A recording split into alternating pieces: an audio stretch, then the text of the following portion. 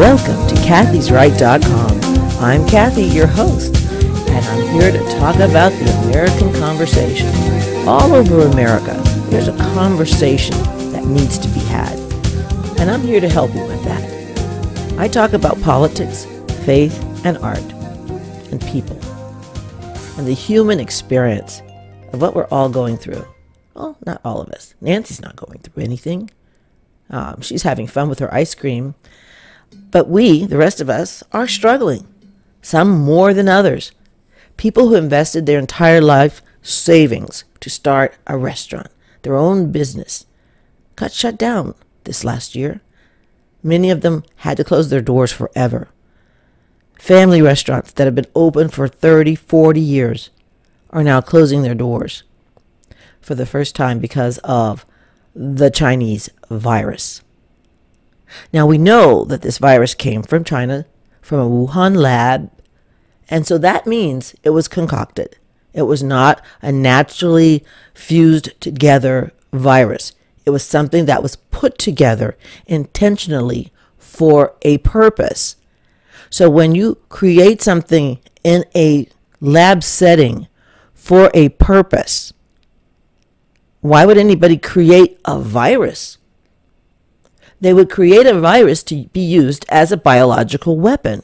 So when they sent that biological weapon to our very country, to the shores of our country, via their own people, our own people who visited there, then that is biological warfare. They cannot be trusted.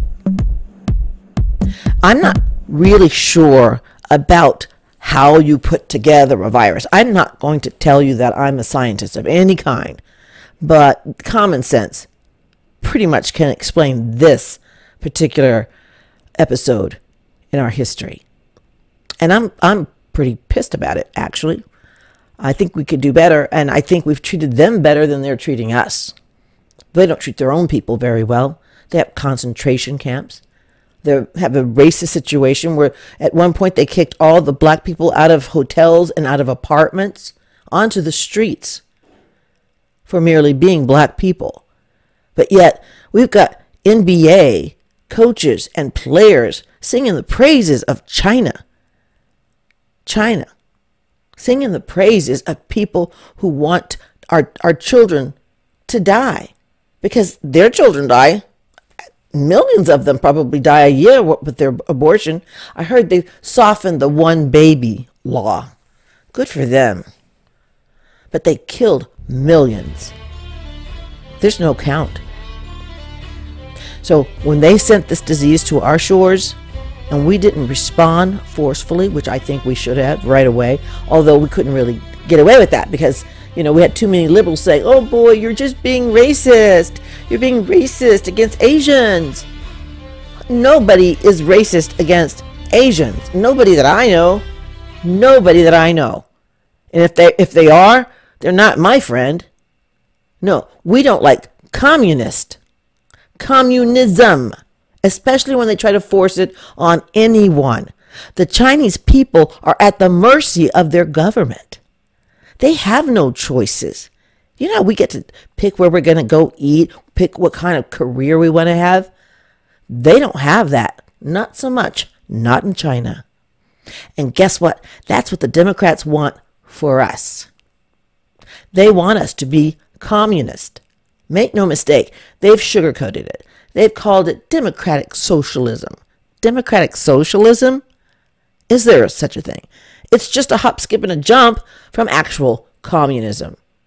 Remember when we were in school, our teachers and the books that we read told us that McCarthyism was a bad thing because he was looking for communist influence in Hollywood, because fearful that the communism would get inside of people's minds. People might think that was a good idea when communism is actually the rape of your mind.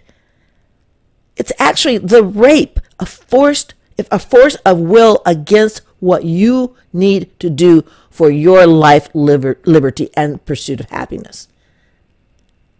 So this is why we fought communism.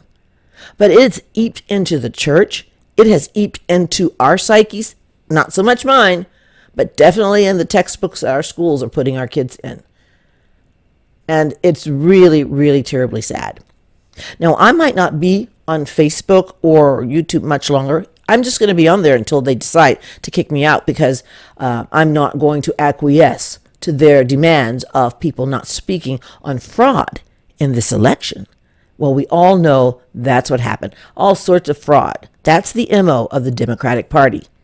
That's how they are. And so at this point, I pretty much disrespect most people who voted for the Democrats, because you have to be deaf, dumb, and blind to vote Democrat after the year we've had. After the Democrat governors like Newsom and the one in New Mexico, tyrants, many tyrants I call them, or demigods, telling you where to go, who can worship, when they can worship. We used to have the body and the blood in the Eucharist at our church. Now we just get the body. Well, I'm thankful for that, because you get Jesus completely in either or. But the fact that they did this to us and we can't make that choice for ourselves is an infringement on our rights, our American rights for liberty, freedom of religion, not from religion, of our choice, of our free will. That's something only God can give. But, never mind me. But there are people who are in despair and isolated, especially because of the pandemic and the shutdown. They can't go anywhere. In many cities, they're shut in unless they go out for food. And they're monitoring one another, and the governors and the city's leaders are encouraging people to turn in one another. That's not America. That's not America. That's like Hitler. That's like Hitler was a socialist. Let's not forget that when they talk about democratic socialism. His Holocaust were Jewish people, Polish Catholics too. Anything that he didn't like, homosexuals, they had to die according to Hitler, which was really, to me, just sick and evil. But are we far from that now? How many millions of babies have died in utero at the hands of their assassins, doctors, and nurses, who know exactly what they're doing, because they have to sometimes pull the limbs out one by one, and the head apart from the body of a child. And if they don't see the barbarism in that, then they are sick and twisted, evil people to be able to do that or see that. But I don't want to be a Debbie Downer. I don't want to do it. That's not me. But this has been a rough year. We could have picked a better one out of a hat and come up with a better year than 2020.